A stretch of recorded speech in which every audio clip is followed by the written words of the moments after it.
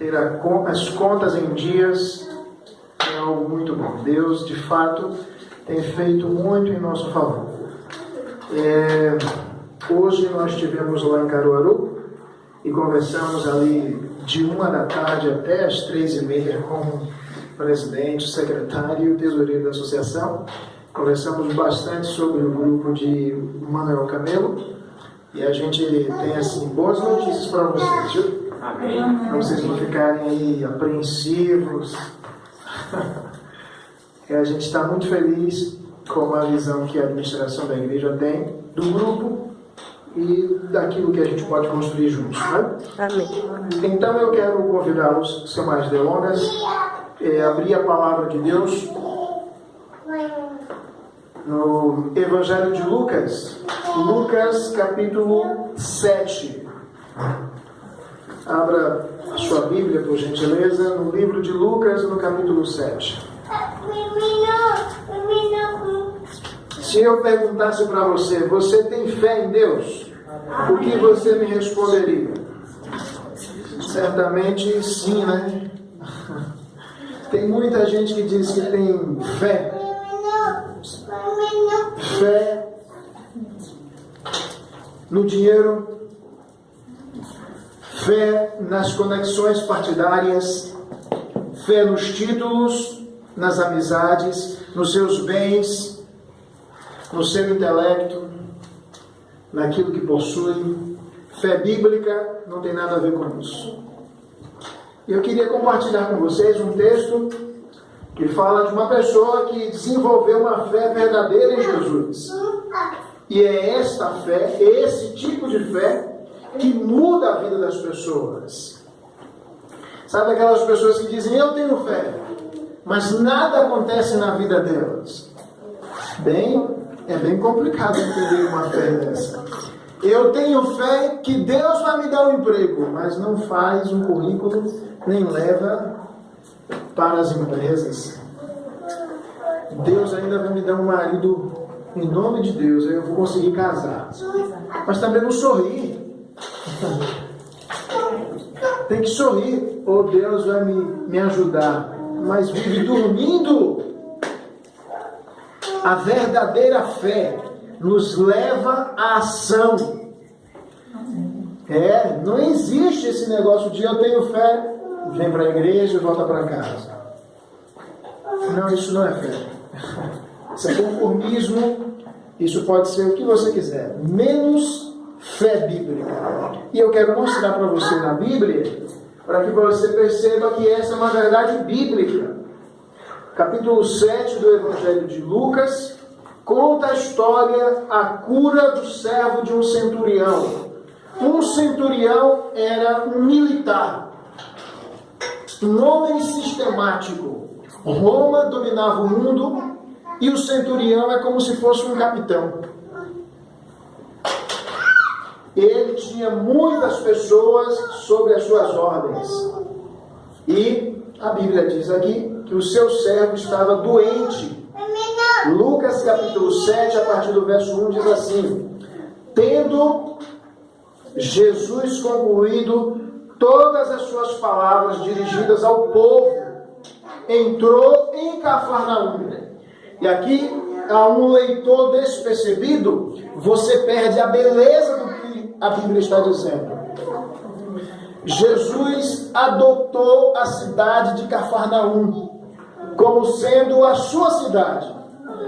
Mas, na verdade, Jesus não nasceu em Cafarnaum. Jesus nasceu onde mesmo?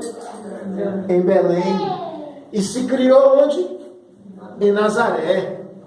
Mas durante o seu ministério, Jesus escolheu a cidade de Cafarnaum. Não era porque Cafarnaum era uma cidade bonita apenas, não. Não era porque Cafarnaum era uma cidade populosa, não apenas. Mas porque Cafarnaum fazia parte de um eixo de uma região. Além de ser uma cidade turística, Cafarnaum tinha saída para vários lugares, para vários estados, para várias cidades. E Jesus escolheu a cidade de Cafarnaum para ser a cidade que mais iria receber os seus milagres, para que todas as pessoas que passassem por esta cidade levassem as histórias que haviam presenciado daquilo que Jesus fez. E esta é uma das histórias que a população de Cafarnaum e mais os turistas que passaram por ali, era uma cidade portuária, e eles aprenderam bastante de Jesus e levavam essas histórias para onde eles moravam. E olha que história extraordinária. Jesus então escolhe a cidade de Cafarnaum.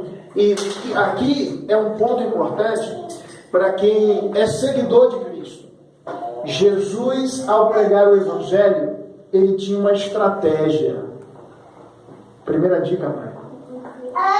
E os demais membros dessa igreja. Vocês querem que essa igreja cresça? Sim. Então, o que a gente precisa? Estratégia. Jesus tinha um público. Qual era o público de Jesus? Lucas 19:10. Eu vim buscar e salvar o perdido. Jesus não tinha mensagens para os bons. Na verdade, os bons, os considerados bons, tinham uma relação conflitante com Jesus. Lembram dos fariseus? Jesus estava sempre em pé de guerra com eles. A relação que Jesus tinha com os fariseus, com os escribas, era uma relação muito cheia de atrito. Mas Jesus tinha uma relação de amor, de amizade muito forte com as pessoas marginalizadas, com os esquecidos, com as mulheres, as pessoas que estavam à margem. Jesus era amigo de quem não tinha amigo. Jesus conversava com quem ninguém falava. Então Jesus, ele se identificava muito mesmo, com os perdidos. Lembrando a todos vocês que quando o homem pecou pela primeira vez, quem tomou a iniciativa foi Deus. Deus foi atrás de Adão e Eva e fez a pergunta para Adão: onde estás? É claro que esta pergunta não tem nada a ver com geografia. Deus não queria saber aonde Adão estava no sentido geográfico, mas Deus queria que ele tomasse consciência do que ele havia feito. Por isso, se você quer que a sua igreja cresça, se você quer crescer como pessoa, você precisa ter estratégias. Einstein dizia que quem faz a mesma coisa esperando resultado diferente é louco. Você faz todo dia a mesma coisa, sabe qual o resultado diferente você vai ter? Nenhum. Se você quiser ter resultados diferentes, você precisa fazer as coisas de forma diferente. Existem pessoas que aprendem a ir para um lugar, em um caminho, e nunca mais mudam de caminho, é sempre aquele.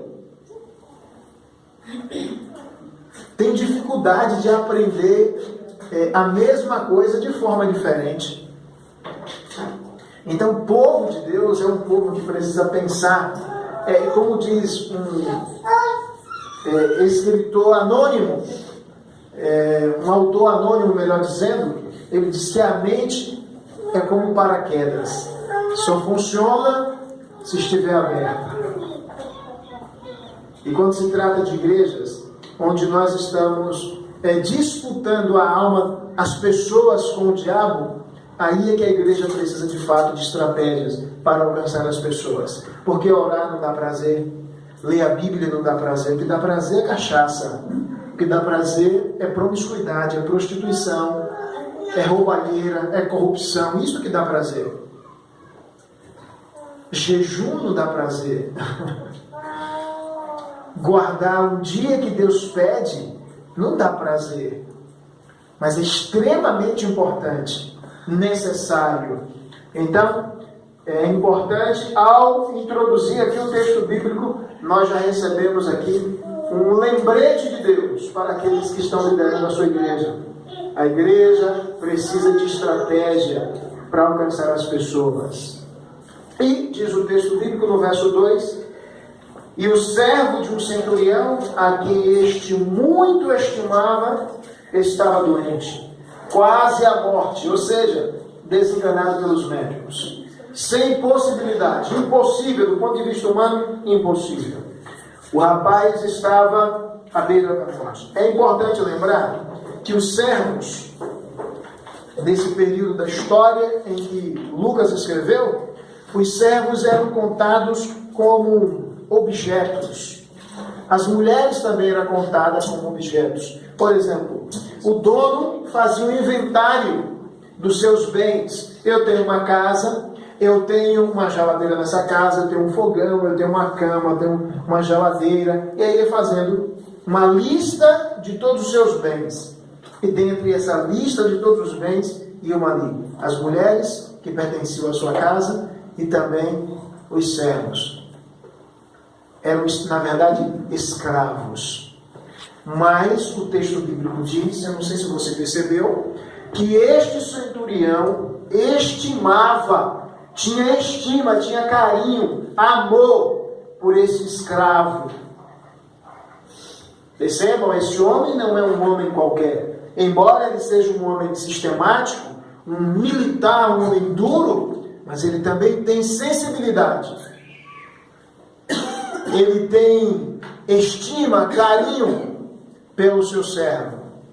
E o problema é que ele foi desenganado pelos médicos. Ele está à beira da morte. É assim que está as suas esperanças? Já perdeu a esperança de resolver o problema do casamento? Perdeu a esperança de que alguém lhe compreenda, lhe dê amor, de encontrar um emprego?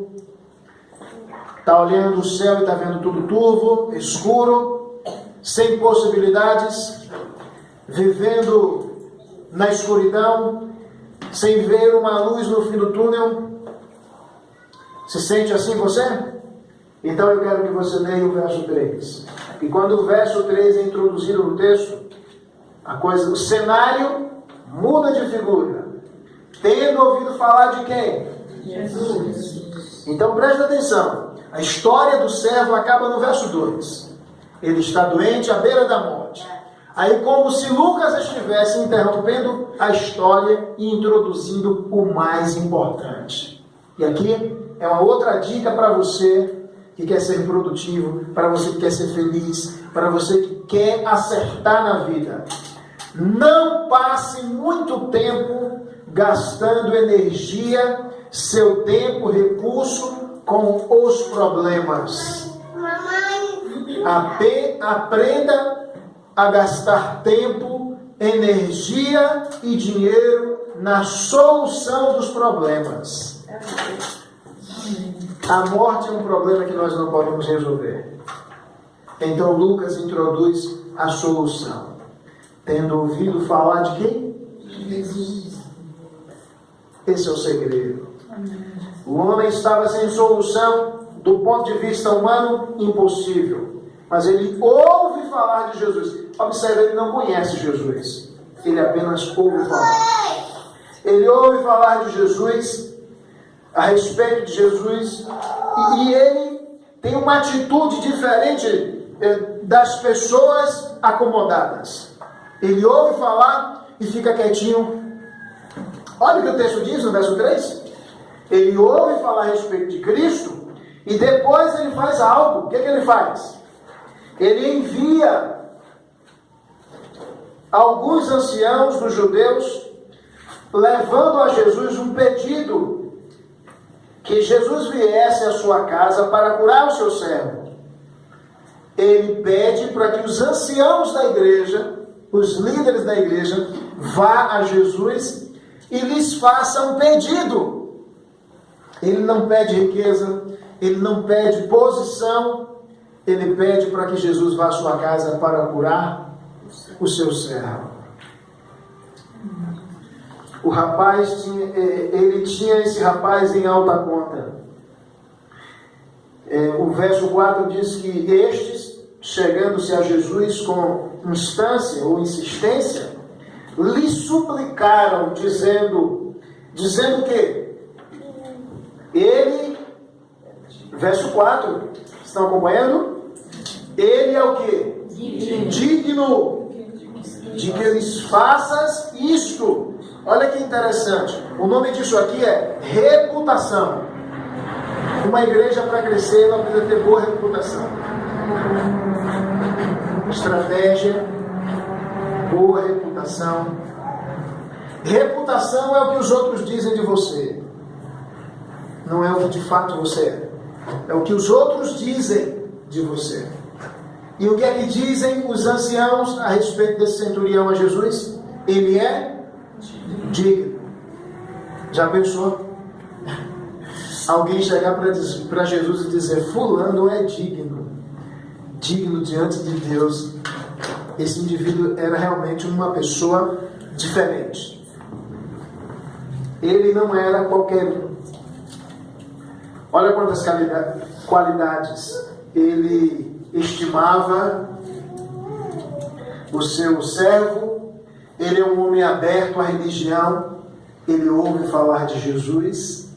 Não apenas ouve, mas exerce uma fé prática, viva. Ele pede para que os anciãos façam um pedido a Jesus. E o texto bíblico diz no verso 5 o quê? Que os anciãos dizem para Jesus no verso 4: ele é digno de que faças isso. Porque, olha outras qualidades do homem. Porque é amigo do nosso povo. Ele era bom de relacionamento. E ele mesmo nos edificou a sinagoga. O homem não é crente, mas tem um coração bom. Ele estima o seu servo, o seu escravo. Ele cuida com dignidade do seu servo. Ele é um homem aberto à religião. Ele ouve falar de Jesus. Não apenas ouve, mas reage ao que ele ouviu. Ele faz um pedido para que os anciãos peçam em nome dele, para que Jesus cure o seu servo. Não apenas isso, ele é um homem muito bom de relacionamentos. Ele é amigo do nosso povo, diz os anciãos. Ele é digno. Além dessa dignidade apresentada pelos anciãos, o homem é generoso também. Porque o verso 5 diz que o homem construiu o quê? Uma igreja para os judeus. O homem é de fato um homem generoso. Não é qualquer um. É um homem modelo. E lembrando que ele não é crente. Ele não é um seguidor de Jesus. Ele não é um discípulo de Jesus. Ele apenas ouve falar de Jesus.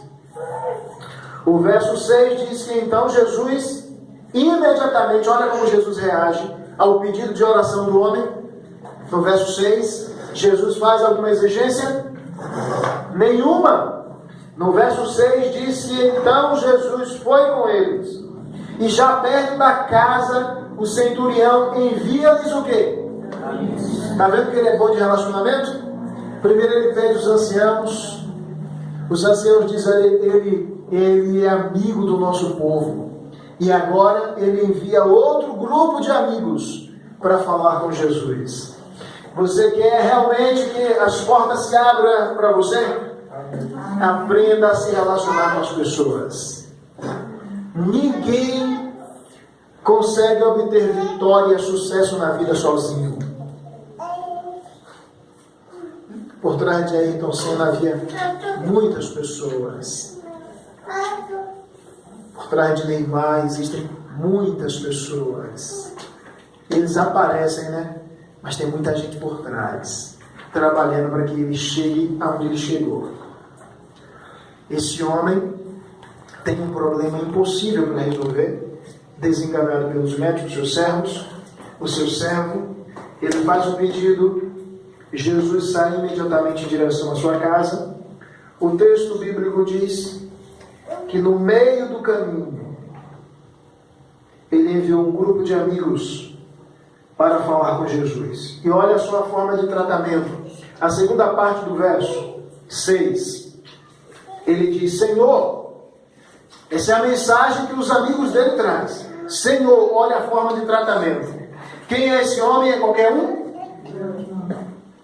Ele é um homem de autoridade. Mas olha como ele se aproxima de Cristo. Olha a forma de tratamento. Ele chama Jesus de quê?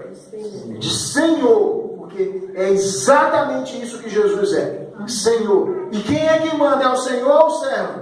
Senhor. Está percebendo? E nessa história, quem é que tem título? É Jesus ou ele? Né, não. Na história, quem tem o título é o centurião. Ele é um policial de Roma. Um capitão. Quem é Jesus? Para Roma não era nada. Para Roma, Jesus era apenas um beduíno, um professor itinerante que não estudou em nenhuma universidade, um sem títulos. Mas embora ele tenha um título, ele reconhece que é Jesus quem tem autoridade. E ele faz o pedido e se aproxima de Cristo corretamente. Com a sua forma de tratamento não poderia ser melhor. Senhor. Ele reconhece que Cristo é superior a ele. E é assim, irmãos, que nós devemos nos aproximar de Deus, reconhecendo essa diferença. Porque as igrejas estão ensinando por aí que as pessoas podem determinar. É como se Deus estivesse a serviço do homem e não o homem a serviço de Deus. Determine, como se Deus fosse um subalterno nosso, como se Deus fosse alguém igual ou inferior a nós. A teologia da prosperidade, no afã de aumentar as suas ofertas, de aumentar os seus dízimos, tem distorcido o que a Bíblia ensina. Deus não é o servo. Deus é o Senhor. Os servos somos nós. É Ele quem dá a direção. Lucas, capítulo 6, verso 46, diz assim: por que me chamais Senhor, Senhor, e não fazeis o que eu vos mando? Está percebendo? O homem se aproxima de Cristo, reconhece o senhorio de Jesus e diz: Senhor, não te incomodes. Olha, além de bom de relacionamento, de ser digno, além de ser um homem sensível à necessidade do seu servo, de ser generoso ao construir uma igreja, ele também é gentil. Não te incomodes, diz o texto bíblico, porque não sou o quê? Digno. Os outros dizem que ele é o quê? Digno. Mas o que ele diz dele mesmo? Eu não sou digno. O que é isso? Humildade. O homem é humilde, além de generoso, de ser bom de relacionamento, além de ser gentil, ele também é humilde. Ele diz: Senhor, não te incomodes, porque não sou digno de que entres em minha casa. Por isso eu mesmo não me julguei. A palavra digno aparecendo de novo. Não me julguei, no verso 7, digno de ir ter contigo. Porém, manda com uma palavra, e o meu rapaz, olha como ele se refere ao seu escravo, e o meu rapaz será curado. Porque também, verso 8, sou homem sujeito à autoridade, e tenho soldados a minhas ordens, e eu digo a este, vai, e ele vai, e a outro, vem, e ele vem, e ao meu servo, faz isso, e ele o faz. Ouvidas estas palavras, o que é que aconteceu? Jesus não se impressiona com beleza, nem com conhecimento, nem com dinheiro, nem com nada que a gente possa utilizar na nossa embalagem. Deus não se impressiona com nada disso. Os homens sim. Lembra que Samuel se impressionou com a beleza de Eliabe? E Deus disse: olha, não atentes para a beleza dele, porque Deus não vê o que está diante dos seus olhos. Deus vê o quê?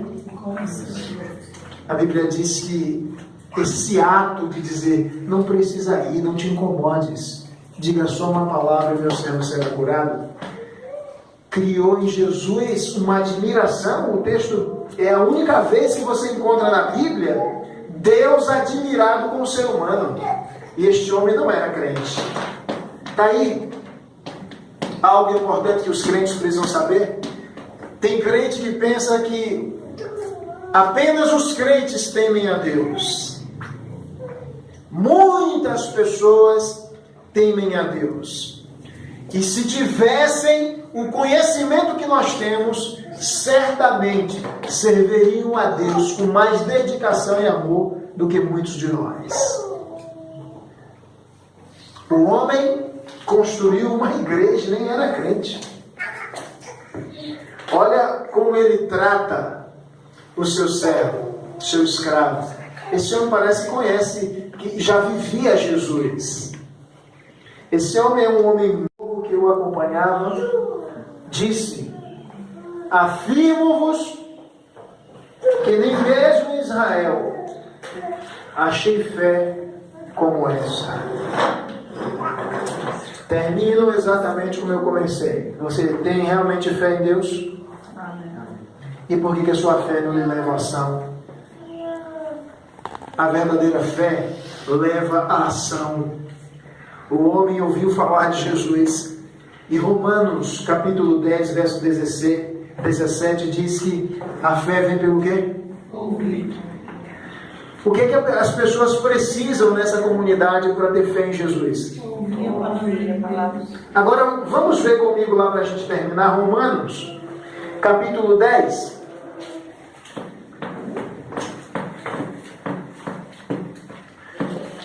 Romanos capítulo 10 e o verso 13 em diante. E aqui nós terminamos a mensagem de hoje. Romanos capítulo 10, verso 13 diz assim: porque todo aquele que invocar o nome... Vem a pergunta do apóstolo Paulo: como, porém, em quem não creram?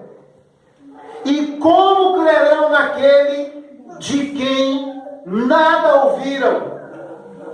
E como ouvirão, se não há quem pregue? E como pregarão, se não forem enviados? Como está escrito: quão formosos são os pés dos que anunciam coisas boas, que pode ser o Evangelho. E para terminar, verso 17: e assim a fé vem pela pregação, e a pregação pela palavra de Cristo. Você quer que esse grupo, essa igreja aqui mude? Você quer que a sua vida espiritual ganhe outros contornos? Você quer realmente ser produtivo para Deus? Você quer ver Deus ficar admirado com você? Haja pela fé. Não existe fé verbal. A fé é um comportamento. A fé nos leva à ação. A fé não nos paralisa. O homem ouve falar, e quando ele ouve falar de Jesus, ele não fica só ouvindo. Ele fez um pedido para os anciãos. E como Jesus não chegava, ele enviou outros amigos. Ele está se mexendo, ele não está parado. Está percebendo? O que é que você tem necessitado? Qual é a luta? O que você acha de colocar fé bíblica nisso daí? A fé bíblica, ela é definida da seguinte forma: existem coisas que Deus prometeu fazer por você, mas existem coisas que Deus não prometeu fazer por você e nem vai fazer. É você quem faz. Deus prometeu fazer uma coisa por você que você não pode fazer. Sabe qual é? Mudar o seu coração. Você não pode mudar o seu coração, mas você pode entregar o coração a quem pode e tem poder para mudar. Você não pode mudar a sua natureza, mas Deus pode. Deus nunca prometeu escovar os nossos dentes. Ou a gente escova, ou eles apodrecem. É você que escolhe com quem vai casar. a profissão que vai ter, se vai vir à igreja ou não, se vai ouvir o que eu estou dizendo e vai colocar em prática, ou vai virar um filósofo da religião, apenas comentaristas. Deus está nos chamando à ação, porque o poder está na ação. Se você ler o último verso do texto, Jesus disse assim, e assim seja de acordo com a fé dele. E quando os amigos dele chegam em casa, o rapaz foi curado. Eles perguntam, que hora ele foi curado? Na hora em que Jesus disse que seja conforme a vossa fé. Amém. Jesus contemplará a sua fé. O segredo não é o tamanho da fé, é em quem você confia. Você realmente crê em Jesus? Amém. Amém. Se você crê em Jesus, você precisa agir de acordo com a vontade de Jesus e não de acordo com a sua vontade. Quantos de vocês assumem o compromisso diante de Deus e desta comunidade em colocar toda a sua fé, a sua confiança em Jesus? Convido você a ficar em pé e juntos cantarmos Jesus contemplará a fé. Especial. Pai Celestial, queremos neste momento te agradecer por este exemplo bíblico de alguém que ouviu falar de Jesus e passou a conhecê-lo pessoalmente, porque viu a manifestação do poder de Deus em seu favor e entendeu o que de fato significa fé em Jesus. Da mesma forma, nós te suplicamos, ajuda-nos a confiar em Ti, a depositarmos em Ti a nossa confiança, não em nós mesmos, não nos outros, mas em Jesus. Amém. Leva-nos agora de volta aos nossos lares e livra-nos de todo mal. Continua conosco, é a nossa oração, em nome de Jesus. Amém. Amém.